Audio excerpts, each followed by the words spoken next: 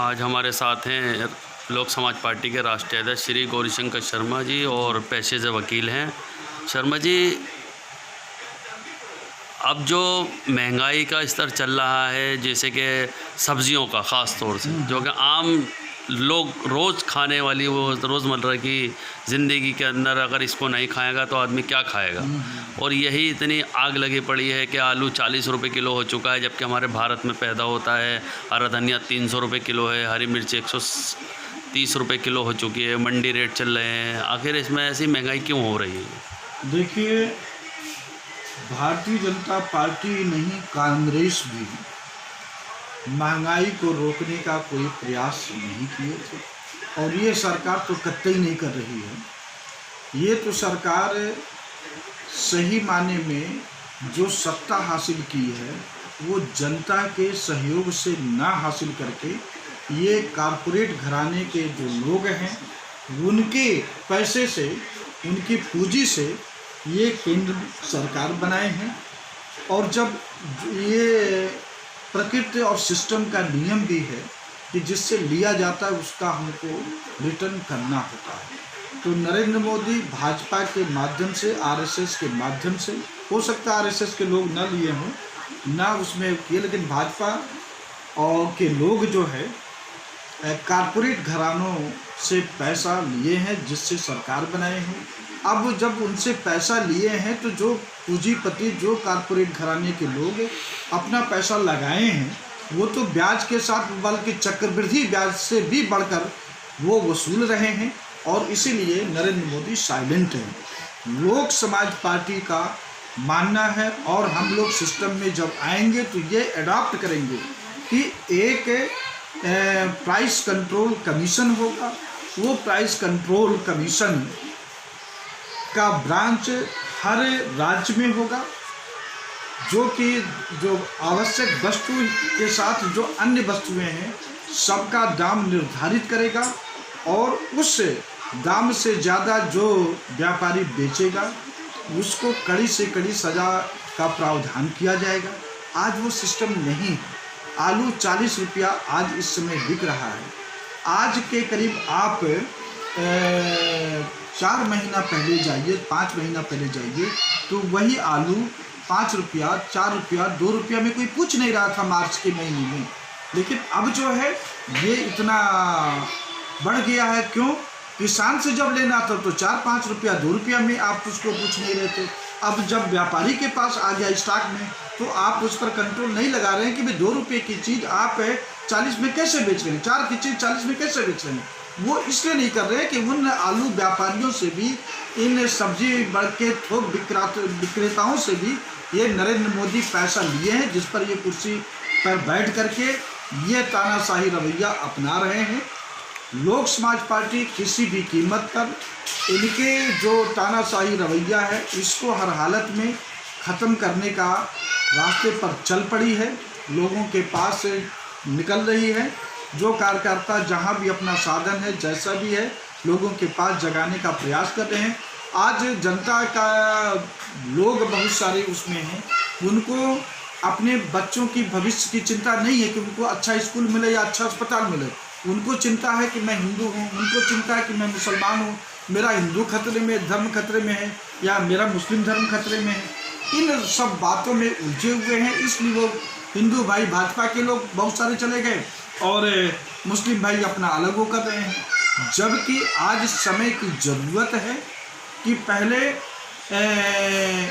किसी भी कीमत पर इस तरह का भेदभाव ना हो, सब लोग एक होकर के एक देश है उसी के साथ, उसी के सिस्टम में चलें। लेकिन उनको तो सिर्फ धर्म का इतना नशा हो गया, अफीम सा एक चढ़ गया या पी लिए, खा लिए हैं कि उनको अपने बच्चों का भविष्य नहीं दिखाई पड़ रहा है। आने वाले टाइम पर बहुत ही बुरा हाल होगा। और ये नरेंद्र मोदी सही माने में जैसे ब्रिटिश में लॉर्ड क्लाइव होता था उसी के नक्शे कदम पर चल रहे हैं, उसी के सिस्टम में चल रहे हैं। लॉर्ड क्लाइव जब इस हिंदुस्तान में आया तो नवाब सिराजुद्दौला को अपना हरा करके वहाँ की जनता को भूखों रखा। भूखों इसलिए रखा कि जब लोग भूख से पीड़ित रहेंगे तो उस राजा का साथ नहीं देंगे, उनको अपना रोजी रोटी की चिंता रहेगी।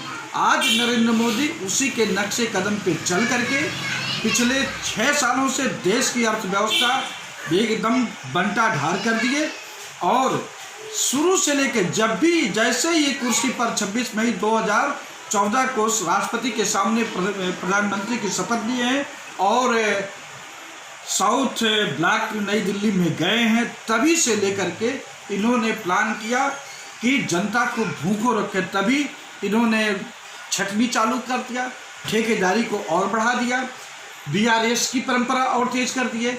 वो जान रहे हैं कि जब लोगों के रोजगार नहीं रहेगा, उनके पास कमाने का साधन नहीं रहेगा, तो वो आंदोलन में शामिल नहीं हो सकते। और इसी कारण इस लॉकडाउन में लोगों को भूखों मार दिए, उनके सिस्टम को एकदम रोक दिए। आज भी ये 20 लाख करोड़ रुपया मई में ये निर्मला सीतारमण 5 दिन तक प्रेस कॉन्फ्रेंस कर रही थी, पूरे वर्ल्ड में वो न्यूज़ जा रहा था। वो 20 लाख करोड़ रुपया किसके पास गया? क्यों नहीं सिस्टम में सुधार हुआ? क्यों नहीं अपना ये मैन्युफैक्चरिंग सेक्टर और भी जितने सेक्टर हैं, सर्विस सेक्टर, ऑटोमोबाइल सेक्टर, ये क्यों नहीं आगे बढ़ा? ये सब पैसा नरेंद्र मोदी एक झांसा पूरा देश में दे करके ये पैसा अडानी मडानी, ये अंबानी कंबानी को पहुंचा रहे हैं और देश तबाह हो रहा है। अब तो हमारी डीजीपी भी कुछ माइनस में जा रही है। माइनस तो जाएगी ना जब आप मैन्युफैक्चरिंग नहीं करवाएंगे।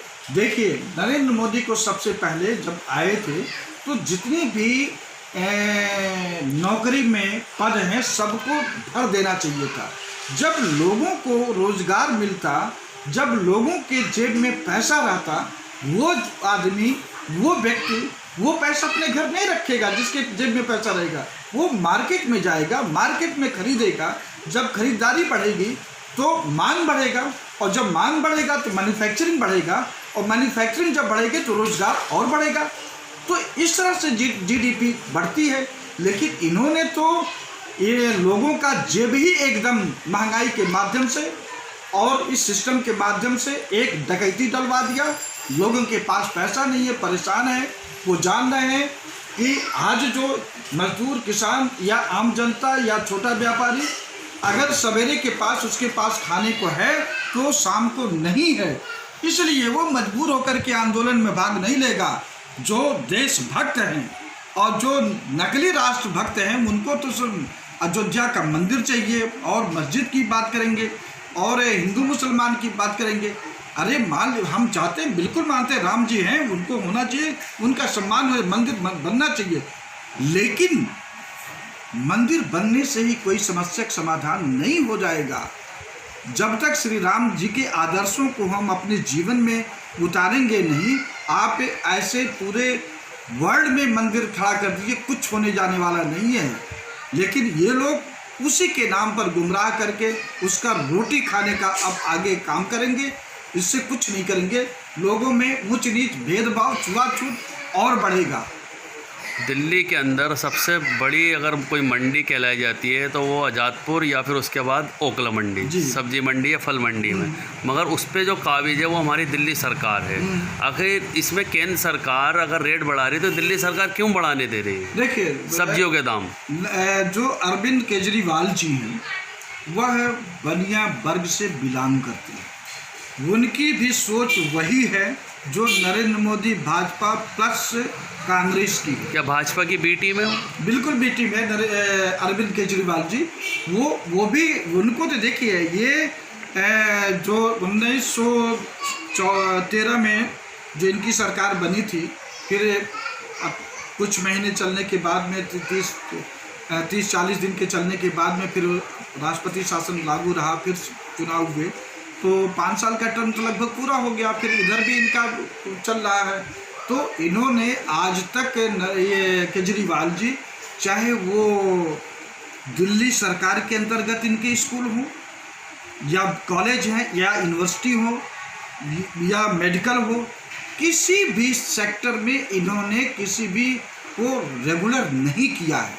वो देखिए, मुझे बड़े ही अफसोस के साथ कहना पड़ रहा है कि चाहे दिल्ली हो या दिल्ली की सेंट्रल गवर्नमेंट हो या यूपी को कहीं के भी हो, ये लोग अपने अपने रिश्तेदारों के जो फौज में लोग होते हैं रिटायर कर्नल के रूप में, उन्हीं को सिक्योरिटी गार्ड के रूप में पूरा सिस्टम दे दिए हैं। और वो सिक्योरिटी गार्ड के मालिक इस भारत सरकार हो या दिल्ली सरकार हो या यूपी सरकार हो, जो एक नौकर है उसका पूरा पैसा यानी मिनिमम वेजेस से वो लेते हैं। और वो चाहे केजरीवाल हो, नरेंद्र मोदी हो, चाहे यूपी का वो सन्यासी सीएम है, सबको पता है कि पूरा पैसा लेने के बाद में वो सिक्योरिटी गार्ड का मालिक वो उनको 8,000, 10,000, 5,000, 12,000 इसी के आसपास देता। बाकी पैसा किसके जेब में जा रहा? क्या नरेंद्र मोदी को नहीं पता है? क्या उस सन्यासी सीएम को नहीं पता है? या केजरीवाल को नहीं पता है? कहाँ गया पैसा? वो सब लोग आपस में मिली करके खा पी रहे हैं। तो ऐसा सिस्टम चलाया जा रहा है। लोक समाज पार्टी का मानना है जितने भी देश में सरकारी पद हैं परमानेंट है, किसी भी कीमत पर प्राइवेट नहीं किया जाएगा, ठेके में नहीं दिया जाएगा, सबको रेगुलर किया जाएगा। इस टारगेट के साथ हम लोग चल रहे हैं। रही बात ये 4th क्लास का कर्मचारी और क्लास 1 का कर्मचारी, दोनों के सैलरी में बताइए जमीन आसमान का अंतर है। लोक समाज पार्टी का एक उद्देश्य ध्येय है, लक्ष्य है, टारगेट है कि 4th क्लास के कर्मचारी का सैलरी कम से कम 25-30 हज़ार होगी। तीसरे क्लास का 10,000 का अंतर, दूसरे का 10,000 अंतर, और क्लास 1 का वो 10-5 हज़ार के अंतर पे रहेंगे। यानी किसी भी कीमत पर क्लास 1 अफसर की सैलरी 65,000, 70,000 से ज़्यादा नहीं होगी। और आज 2.5 लाख, 2.25 लाख रुपया क्लास 1 अफसर ले रहा है। हाई कोर्ट के जज साहब लोग 2-2 लाख रुपया ले रहे हैं। और ये जो आदमी जो 4th क्लास का उसको 8,000 तक दिलवा रहे हो। आप संविधान की कसम खाते हो, ईश्वर की कसम खाते हो कि हम संविधान की रक्षा करते हैं, और तुम्हारे सामने वो आदमी 8,000 रुपया पा रहा है। तो वो सिस्टम जो सिक्योरिटी गार्ड का मालिक है वो पूरा पैसा लेके जा रहा है, और तुम 2.25 लाख, 2 लाख रुपया ले रहे हो। क्या संविधान की रक्षा कर रहे हो? ये तो सिस्टम इसलिए चल रहा है कि लोग जागरूक नहीं है। जिस दिन जागरूक होंगे हम लोग, आप लोग, सभी लोगों के प्रयास से ये सिस्टम बदलेगा। एक नया समरसता, समाजवादी व्यवस्था का, बराबरी का रास्ता बिल्कुल आएगा, और इस आशय के साथ हम देश में निकलेंगे। ठीक है, धन्यवाद। नमस्कार।